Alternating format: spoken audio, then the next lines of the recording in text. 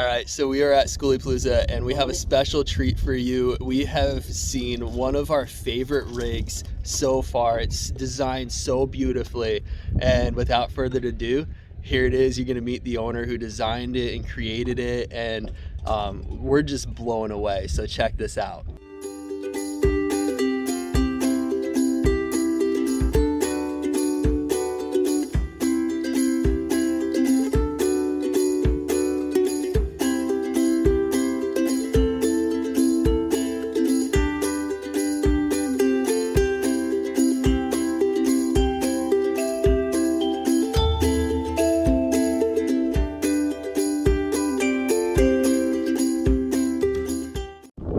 My name's Zach. This is my 1999 Ford Econoline XL high top. It's a wheelchair van. I converted it into basically a beach house cottage, and everything here is I built this whole thing and decorated it. I used to work in the furniture industry and decorating and interior decorator, and so I created this whole mess. Right here I got my tea, my coffee, which is convenient because I could access it also while I'm sitting inside if it's raining, so it's really cozy. Next to my stove, my oven that runs on propane. I got my counter. That was actually a TV console, so I actually cut it out. It fit perfect. Wow. And I used retique on the top to make it look like a slab of wood for the counter, and I put a backsplash. So my stove fit perfect in there. Got this chair for free. Worked at a furniture store and it was going to get thrown out because I had a broken leg. So I threw it in there, and the color schemes work perfect with the rustic look with what I was going for. A lot of the stuff when I worked at a furniture store I got for free, like tassels and different accessories, that worked out.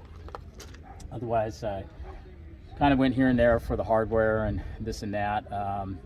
Built it out with repurposed barnwood, and then I used Minwax from Lowe's. It's a transparent paint. It comes in 3 colors.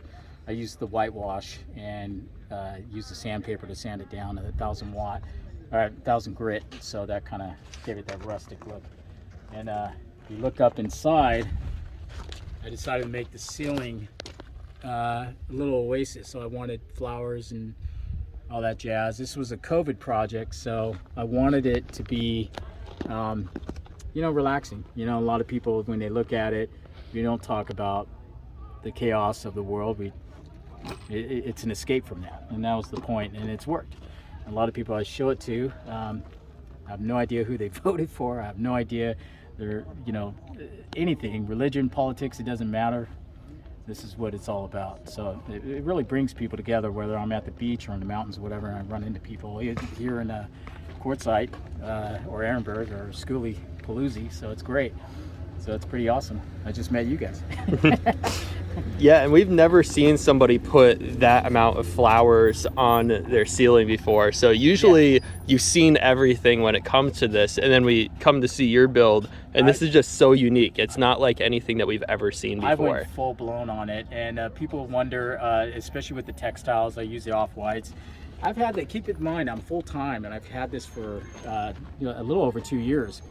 And OxyClean takes it out and whatever, and it keeps it going. So I don't get a bunch of dust in the flowers. A lot of people always ask about that. Yeah, I was thinking about that. Not at all. Well, usually I'm by the coast, so with the wind blowing from the beach, I mean, the worst of it that I get over there is some sand, and you shake it out.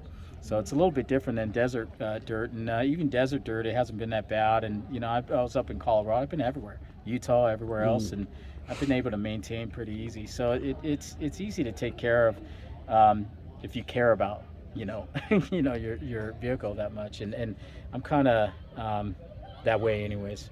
Yeah, so I'm curious how that works now that you're at an event like this where people are going to be driving by constantly. If you might have to dust more. You know what? I got to go to the laundromat and clean that rug a little bit more maybe, but it comes out pretty good.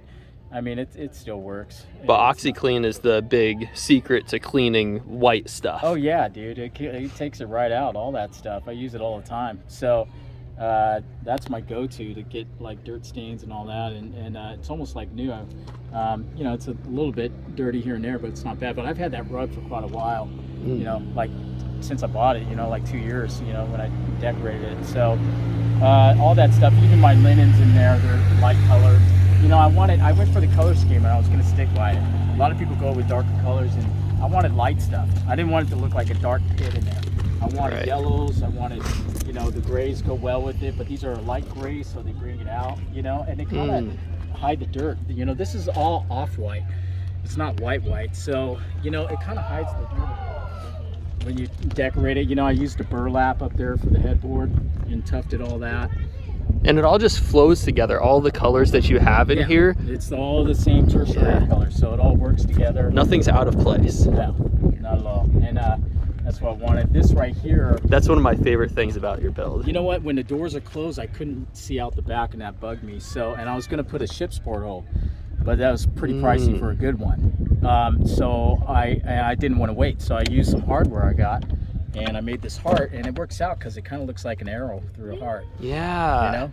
And that's another one of those. Clasp right here. It's kind of different. You know. A lot of people do those ship portal doors, but this is another one of those things about your van that's just so unique than different. Every other van we've seen. It's very rustic, you know, like it's like a old cottage. So, you know, I did all that, and you know, I use this kind of suitcase thing here. This is for my dishes though.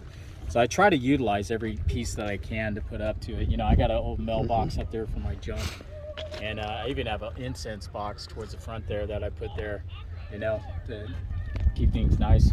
So it doesn't just look beautiful, it's functional too. Oh, yes. Yeah, very functional. I keep all my stuff down below, you know, like my skateboard and all that jazz, and my that's my hot shower system. This is all my junk, you know, and I'll switch out my winter clothes to my summer clothes and all that stuff. So I could fit a lot on the bed here. You know, it's kind of, there's more I want to do here. Eventually I'd like to get drawers to pull out, but that's, you know, in time. And that's what I do actually. This whole build was just bits and pieces, you know, as I went. So I just kind of, you know, do something here, do something there, add on, you know. Eventually, like, I don't have solar, I use the Jackery with the solar panel, but you know, eventually I'll have all that up there and get it going. So we'll see what happens. Yeah, and that's one of the things that a lot of people think they have to have their build completely done before they move into That's dumb, because yeah. then they never do it, and then they end up selling it because something happens. You just get in it and you go for it. Even if it's just a mattress in an empty van, you just go for it. Exactly. You got to start always, somewhere. It's like, you know what? I hear it all the time, and it's like, it's to me, it's excuses. It's denial because you're scared. A lot of people are scared, and you just got to jump in, man. Those jobs, those cubicles, that's not going anywhere. They'll be there with open arms. Yeah. You know, especially these days, they can't find people. I couldn't recruit people when I was working my last job. I couldn't find anyone. So you just you go for it, you know, and you don't worry about it. You know, you just do it and build it as you go. I've seen people build out stuff right there in Home Depot.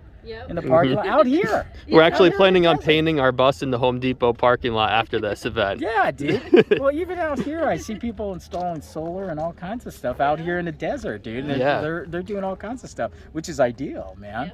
You know, you got 14 days technically to you know, do what you got to do out here and get it together. And you've got other people that have done a lot of this before, and so you've got a wealth of experience and knowledge here. And networking, like I'm not an electrical solar guy, so I'll probably have someone do that for me. But I've met all kinds of people that do that. You know what I mean? And you know, it's great because more than likely you could work with them. They'll walk you through it, so you know. So you know, how's it going, brother? So it's yeah, I mean, you just got to go for it, man. You know, even if you have a mattress, screw it, and just go from there and keep building on and getting the things you need and a little stove and voila, next thing you know, you got the whole thing done. Yeah, great. Cool. I'm based out of California, but I travel all over the place. So if you want to follow me, I'm Don't Look Back Zach, pretty easy, with a CH, Z-A-C-H, and yeah, you can see my travels over the years of where I come from. It's kind of funny because a lot of people don't know this, but before I got into the van life, which I've been doing for 7 years, I actually started off for 15 years on Rodeo Drive. So I worked in a luxury field with Louis Vuitton and Barney's New York and all that.